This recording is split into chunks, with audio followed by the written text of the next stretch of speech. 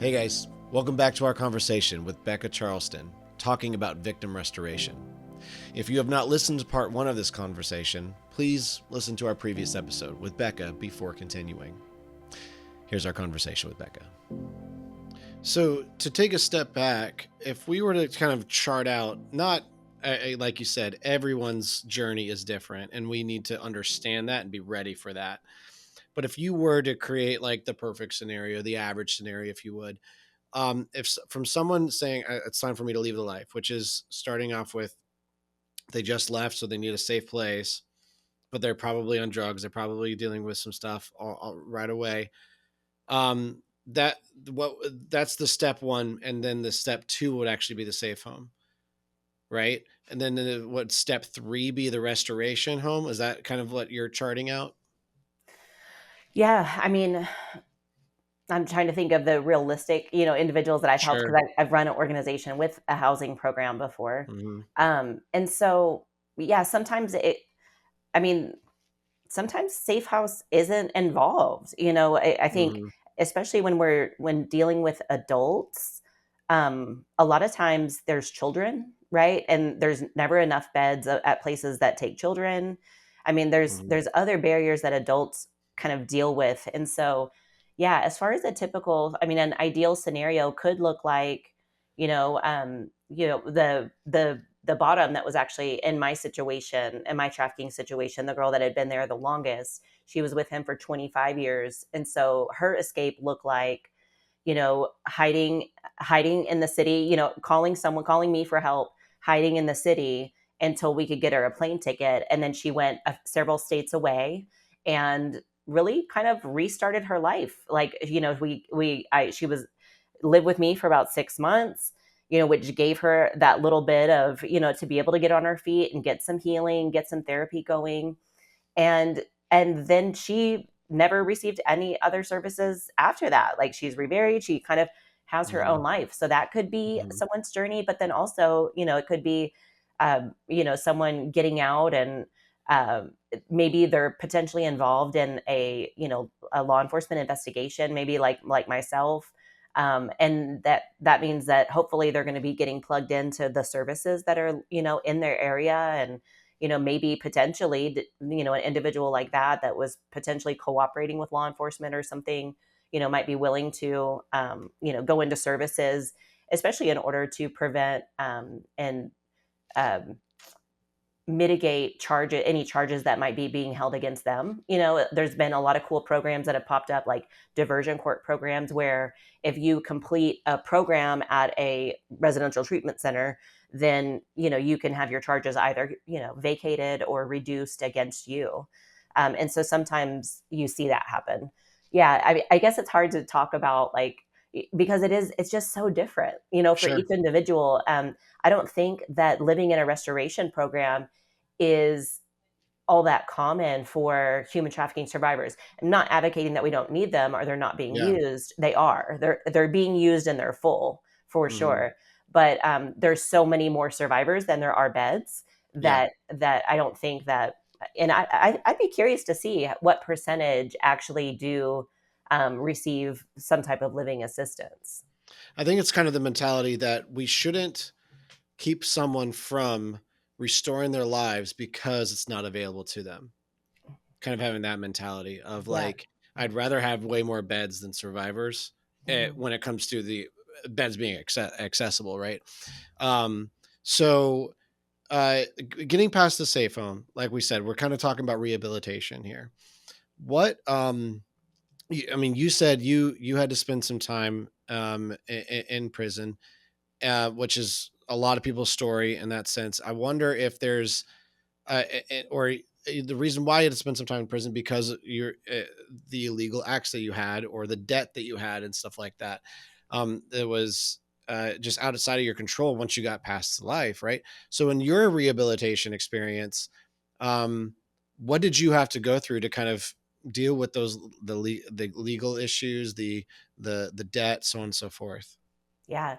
Well, and that's, yeah, when we talk about, what's still needed in this country, that those legal services are huge. I actually, I tried to launch a nonprofit. It was ultimately unsuccessful. Unfortunately, after 2 years, we weren't able to get enough sustainable funding because there is a huge gap for survivors needing those legal services to get over some of those barriers. For me, by the time I ran, and after I ran to the time that I finally changed my life, which is about a 2.5 year period, once I finally was kind of getting my life together and able to receive some of those services, for me, all the debt, it had already been sitting for 2.5 years. And so if I went back and filed bankruptcy, for example, then that would have started my 7 year time clock all over. And so for me, I just decided to wait until it no longer affected me. I owed the IRS $250,000 because of my trafficker. And so I had to wait 10 years. There's a 10-year statute of limitations that from the day they assess the taxes that they can come after you for those taxes. And so basically I was fortunately able to get a non-collectible status because I moved back into my mom and dad's house. I was going to school. I was a single mom. Like I could obviously show that I had no resources to pay any of that money back. And so I was able to hit that 10-year statute of limitations and they finally rolled off. I'm super happy today. We actually have a law that passed. I want to say it passed within the last 1 or 2 years. It's called the DBRA, the Debt Bondage Repair Act. And so that is specifically, the law was passed for survivors like myself, that then I could have proven that the debt that I incurred was due to my trafficking experience. And there's multiple ways you can do that. But then they hold, the law makes it so that the three big agencies, Equifax, Experian, TransUnion, can no longer, it doesn't make the debt go away, but it does make the credit agencies stop reporting the debt. So the debt, in essence, stops hurting you because it's no longer being reported on your credit report. And so that Right. allows you to, go out and rebuild.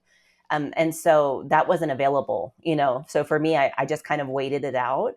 And then let's see, what other barrier did you mention? You mentioned financial. What else did you say? Yeah. Well, let me ask you a question. What was the acronym for that again? DBRA. The DBRA. Do you if someone wants access to utilize that service, do they have to usually go through an attorney or some professional services to assist with that? Yes, they'll have to get connected either through a case manager at an organization. I'm happy, to connect people if they want to reach out to me after the show if they're interested in finding out more, because you do have to kind of go through that vetting process to prove that you were being trafficked at the time, as I mentioned, Mm-hmm. and that's usually done. There's an organization in, I want to say they're in the Carolinas somewhere, that is kind of the clearinghouse for that for the whole country. And is that I'm guessing that's of no cost to the survivor in that situation? Yes, yes, of course, yeah. Now, but I'm sure that if we were to get lots of survivors and lots of help, they would need probably more help, and so that's the kind of service we need throughout the country. Yep. Let's talk a little bit about them. What did they establish ultimately, and maybe motivate others to establish as well? Is it like a group of attorneys that are helping with this? Is it maybe it's not quite attorney level? Who are they exactly? Yeah, this one is Moore and Van Allen is the name of the law firm. And I want to say they're a for-profit law firm that has this kind of giving back side, this altruistic, side where they serve survivors and have been trained as well. There's a growing legal community that's still, it's not big enough, but there's a national survivor law collective list serve. And so individuals like myself are on there, and like Moore and Van Allen, for instance. And that if someone has a legal need across the country, they hit the entire group and find out, okay, who's doing work in that area and who can help. Awesome. Awesome. So that's a great connection for anyone listening and wanting to kind of get involved in this, is to look them up and to use them as a resource. What we're wanting to do with the US Institute is ultimately help find more resources, utilize more help, not be the one all be all. Kind of like you said, there's lots of organizations that already exist, and let's connect to them first and help these organizations grow. And then if there's a hole, let's create that. Um, 100%. but yeah, going so that helps out with the debt. Now let's talk about the legal services and getting certain things wiped away. I've talked with several attorneys that offer or try to offer this type of help, and it's a lot of work. It would be thousands upon thousands of dollars to pay anyone to do this. It's a lot of hours of work. to erase those things. So, you started. I know the nonprofit was ultimately unsuccessful when it comes to finances, but what was the legal service you established, and what maybe can we ideas we can birth from this that you were doing yourself? Yeah. So we bucketed our legal services into three buckets of crisis legal services, which could look like they're dealing with a law enforcement, either they got caught up in some investigation or sting, or, there's something criminally happening potentially. It could also be crisis for, a child and protective services, right? You might have children involved that there's a crisis legal need. It could also be EPOs or protective orders, right, that need to be put in place. Then our next bucket would have been restoration services, which look more like the individual has been out of crisis. They're usually not in crisis at that point. They've received some services and they're ready to get back on their feet, which could look like, getting their record cleared, getting debt taken out of their name, whatever, getting over those barriers. And then in the last bucket, we had accountability services. And that was more for things like you're in a healthier place in your life, and now you're ready to start holding those bad actors that harmed you accountable, whether that could be civilly suing a trafficker, it could be going after a hotel that was complicit in your trafficking. For me, I actually wound up suing the state of Nevada to try to end legalized prostitution, and we looked at that as an accountability piece, because that was me trying to hold the state of Nevada accountable for having legalized prostitution, which makes their illegal market flourish 63% higher than the next highest state. And so that could be an example of accountability services. And so what we quickly saw in the 2 years where we had served, I want to say about 60-ish clients already in that short amount of time, what the number one need was family law. That was the number one need that unfortunately is, like you said, extremely time intensive and which means cost, obviously, for attorneys. If they're doing it pro bono, they're still, writing off that cost for themselves. And family law was that number one need. And so we were trying to encourage more people to partner with, those types of firms to be able to get pro bono hours. Yeah. So I think that covers it.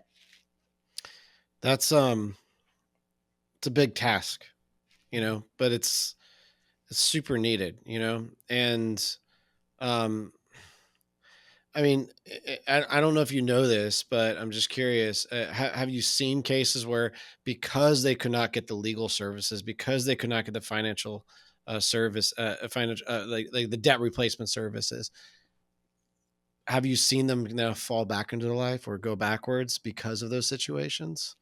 Oh yeah. I mean, even having the courage to get out because you are facing those barriers and knowing that there is any relief out there, sometimes that's the biggest obstacle, is because people just assume that, well, this is going to be my life forever now. I've been arrested, for XYZ, or, have, whatever charges on their record, especially when it comes to things like violent crime.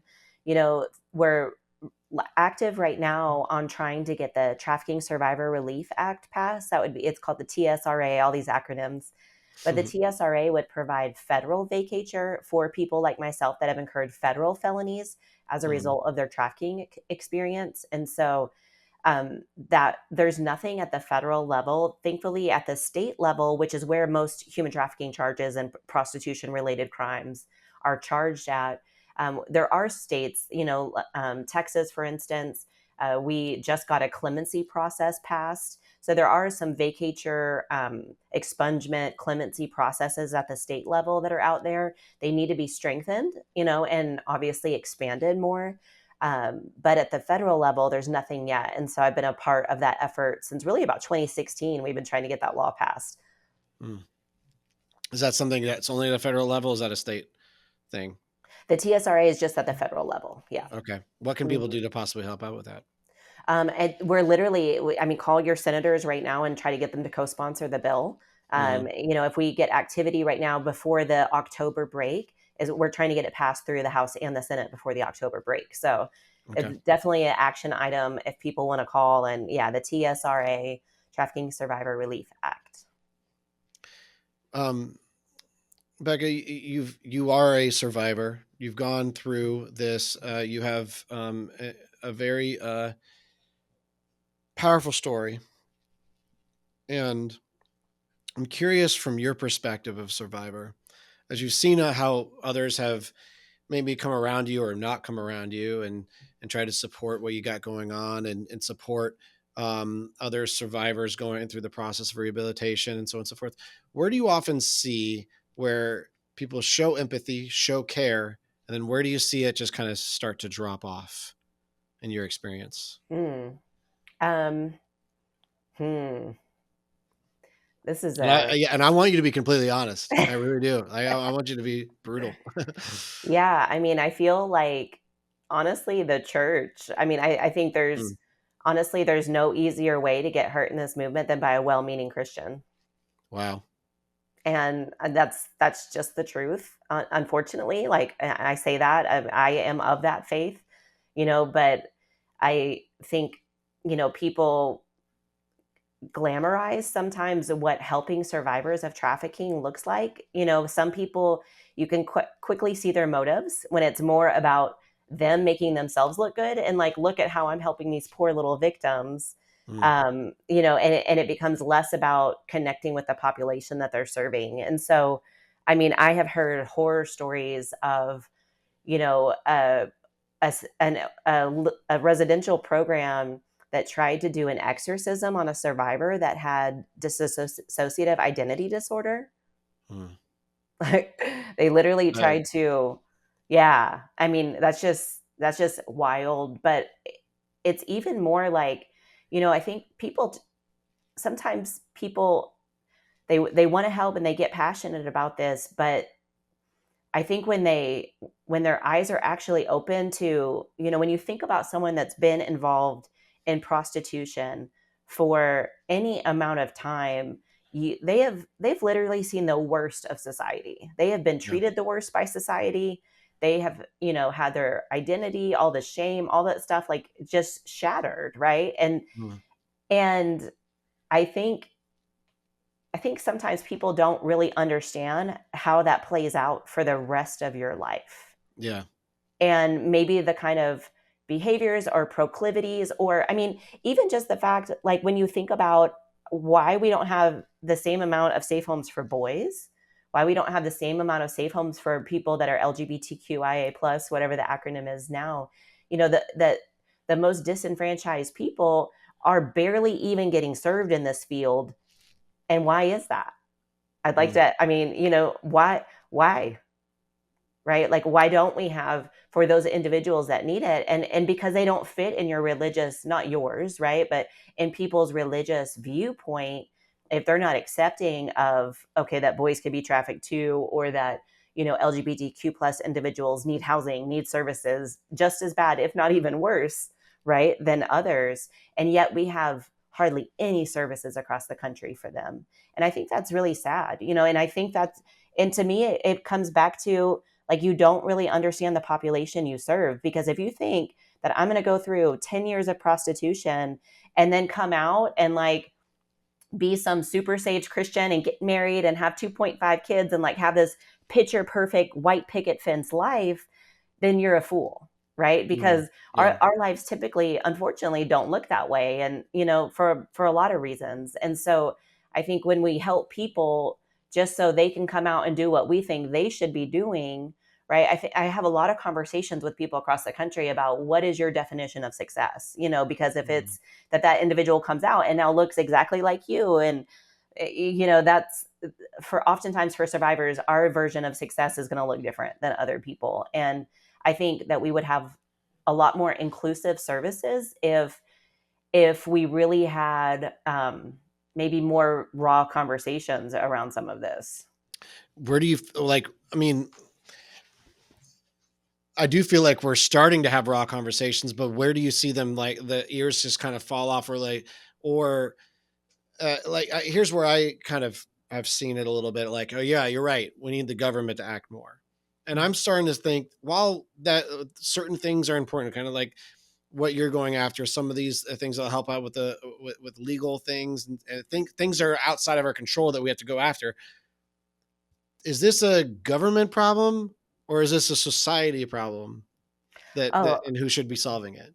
yeah. I mean, definitely a society problem, right? Like, if we aren't going upstream and preventing the demand for commercial sex, we are never going to make any progress. I mean, Hmm. we're just going to be repairing the broken when they Hmm. finally are able to get out, that we're not stemming the tide at all. And so I think it is a huge cultural shift that some people deserve to be bought and sold, that some people that's okay for them. So I do think it's a huge societal shift, and I don't know. It's interesting, watching, like, obviously the, you know, um, sexual violence, the anti-sexual violence community, like domestic violence or rape crisis centers, and those have kind of been systematized in a way, like you're saying, with maybe a lot more heavier government funding and maybe less private funding. And I think that's made those services, I don't think that's been an entirely bad thing for those services. It does, government funding has its own challenges for sure. But in terms of making sure the services are inclusive and, um, tying that funding to some of those ideals and making sure that we do have a wide variety of services for the wide variety of people, that wind up finding themselves looking for help. I mean, if I were to paint a picture of every single church in America gathers around um, an organization that provides um, victim care. So when I say victim care, we're talking about the first step to leaving the life, or that safe home. And then we think about restoration. That's that restoration whom you're talking about, the rehabilitation, the working out the legal fees and the debt and whatnot. If we had a church that was dedicated to assisting with that for survivor care, and then also going after the prevention side, which is going after the demand, which is addressing more than just, hey, you shouldn't buy, hey, you shouldn't be addicted to porn, but rather addressing how sexual addiction happens in the first place. Um, if every church just church simply gathered around, we'll donate to this, we'll serve in this, and whatever capacity we can. If you had those type of resources around you with what you're doing, how powerful could you be? Oh my gosh.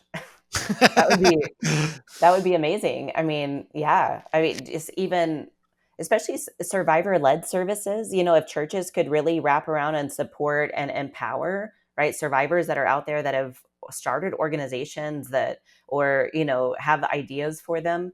I think that would be crazy. When you What think is that about the practical solution though? What is that practical way of doing that? Like, like, if someone's listening to this, I'm like, all right, our church will do it. What's the first step? Because they could be in Tampa, they could be in Iowa, they could be wherever, right? What would be the practical step to help out with that? what I guess what's your question again? So my question is, what is the practical step that a church can take to then begins wrapping around those services exactly about, okay, how do I help out with the safe home? I don't know of any. How do I help out with those restoration services for some, like they don't know of these organizations that exist. How do they practically get involved? Um, and like give some ideas. Yeah, I mean, host a conference. Bring the stakeholders in your community. Offer to give them 30 minutes to an hour to speak to your congregation about what they do and why it's important. That would be a great way, to find out. So I think the first step is, yeah, finding out what's in your community, what currently exists, and I mean, then you already meet once a week. What's mhm, yeah, yeah. So, yeah, bring those so individuals in, let them. inviting them in, yeah. Yeah, because, obviously church members, right? They time, talent, or treasure, right? We all have one of those three things, and maybe all three of Hmm. them potentially. Hmm. That church members honestly were the lifeblood of my when I ran Valiant Hearts. As far as volunteers, like giving their time. I mean, that was huge. So I think there's a lot of ways that the church can get involved and should. So, when it comes to how you help connect a lot of people together and stuff like that, um, I'm curious if you can, and I know I'm kind of throwing this at you. Wonder if you can kind of give us two main resources that you would suggest in starting out with helping with restoration / rehabilitation. So like a legal service or a restoration home or something of the sort. Where would you suggest maybe someone start with? I mean, people could go look at Polaris Project. I think they're kind of the national clearinghouse for as far. I feel like they're the best maybe directory that I know of. Sure. To find organization who's doing what in your area. You Hmm. can look by geographic location. And so Hmm. you could go to polarisproject.org, put in your city and state, and then find out all those organizations. You'll have to do all of the vetting on your own. I don't think there's been much vetting. They're just people added to the list, kind of. Yeah. And so Yeah. to see who's still open, who's still providing those services, that would be a great place. I'm wondering if the NTSA, that National Trafficking Sheltered Alliance, if you're more interested in restoration, I'm sure reaching out to them, and finding out, what safe homes if it's not on their website, are in your state. And then you could reach out to those safe homes individually and find out how you can support them, whether it's sending supplies, maybe they want to do a new book series and you could buy a copy of the book for however many people are in the safe home. And there's a lot of ways that you could give to those orgs. No, we talked about this before, and you kind of touched on it a little earlier. The mentality that everyone should have when coming into this is, I'm not coming in to be a hero. I'm coming in because there's a need and Mm-hmm. there's something I can do. Mm-hmm. But if once you have the mentality of I am the hero, um, you you're you're providing something empty ultimately, Mm-hmm. and I don't think you're helping anybody. Why do you think that mentality hurts more than helps? Well, I think it's kind of allegorical to you feed a man fish or you teach him how to fish, right? And it's kind Mhm. of kind of similar to that because are you going to be the savior and you're going to be the one that they have to come to for everything? Well, then you're setting up a perfect victim, honestly, because Mm. if we're not empowering them to figure it out on their own, and yes, I'll support you and walk alongside you, then they're gonna be abandoned again once if something happens to you, or if your ministry goes away, or you don't want someone to become dependent on you, right? We're trying to create people that can manage their own life at some point and set them up on their feet. That's good because again, because what touched me of how you kind of said earlier, it's the well-intended Christian that often does the worst, Hmm. like, which is why education is super important, and why we're trying to do stuff like this. Becca, if there was one thing that you'd want to see different over the next 4 years, as community gets more involved, as we have more federal laws to help out with rehabilitation, restoration, and even states, what what do you want to try to see happen in the next 4 years? What is your beautiful vision for rehabilitation? um, I mean, I think having more zero barrier housing has got to be part of the puzzle. um, I think going upstream and having prevention curriculum in schools, not only for prevention of trafficking but also prevention of creating this culture of demand for commercial sex like we talked about. Hmm. um, and I think being able to, when there's a really powerful study that came out recently. It's the National Survivor Study that came out. It was actually Polaris Project that commissioned the study, and they interviewed. I want to say it was around 460 people, survivors. 460 survivors responded Hmm. to the survey, and so um, what came out of it is some really abysmal stats and really sad stats that speak to the amount of work that's left to be done. Still, we are, as survivors, we're 11 times more likely to live in poverty for the rest of our lives. I think only 6% of us actually made a livable wage that was consistent and stable. And so Hmm. that's really sad. Like when you think about, I think it was 6% of 460 people. Like that's I want to say it was less than 10 for sure. It was sad. We I think we're getting people into the safe homes, and that's helping, but how are we really setting people up for success for the rest of their lives? Too often, to be a survivor means that you have to work in the field because you're still facing those barriers. And working for nonprofits, as you said earlier, you don't do it for the money, And Mhm. so a lot of times, if you have a huge criminal record, well, where else can I work other than a field that kind of understands me? And then what kind of opportunities are there in this field for survivors? Not that many sometimes, especially in positions of leadership, unfortunately. Mhm. And so I think we still have some work to do there as far as meaningful inclusion of survivor leaders in the field, in positions of leadership. That survivor-led organizations are the ones that close down the most.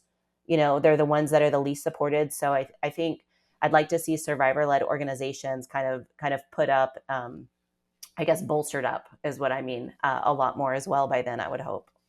Yeah, I'm with you on all those. Um, Becca, thank you so much for just joining our call and helping us helping clarify a few things on kind of what the rehabilitation process is. And it's not, this is not the one and be all conversation. It's kind of the starter conversation to think about. Um, there's way more help that someone needs for years after leaving the life, and that's just the so these are steps 2 through 10, if you would. And it takes a lot of help, it takes a lot of resources, and um and I think this is the first step for someone getting involved. And while we want to try to make the journey easier for someone to get involved, if you need it too easy of a job to look for something, like, oh, if you make it easy for me, I'll do it, then I would ask, are you even wanting to do this then? Are you not wanting to put the effort in? Um, you expect survivors to be able to find all these resources, yet you can't yourself find it. Mhm. And so I kind of implore anybody listening to this to, like, hey, it takes some homework, it takes some action, it takes some looking, it takes some researching. Um, and but the key thing, though, in everyone's research, and let me know if you agree or disagree, you got to look for the heart and what they're providing as you're vetting anybody. Is it a large facility with a lot of beds? We've seen that doesn't work. Probably don't Mhm. go after that route. Are you asking the ROI of these places? That's not the right way to be looking at this. Um, are you servicing only people who would become a Christian, or only Christians? Oh, Right. are you serving LGBTQ? Well, I don't know if I support that. You need to understand that these are all children of God, and that there's literally nothing that should keep them in any kind of life that is not um, something that Christ would want them to have. It is not your, that's not your choice. What you're here to do is to bring the kingdom to them. And so none of these should be barriers in how we help people. And we should all come in with the understanding that I have no idea what this person has gone through, and I am no idea how I can help them, but I've been told this thing will help, so I'm going to do that. And I'm not coming in as a hero. I'm not coming in as someone who understands or Right. knows. I'm just Mhm. coming in simply saying, how can I help? And I think if you have that servant's heart, then we can all do something about it.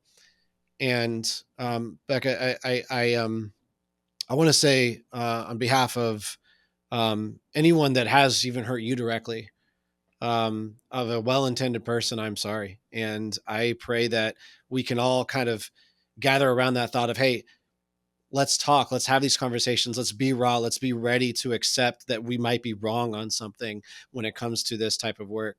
And I greatly encourage you to continue the good fight in helping survivors and helping this prevention and helping educate everybody on, hey, this is what's truly going on, and let me use my voice in this. And it's very brave of you to do that, and so thank you Well, for helping all of us.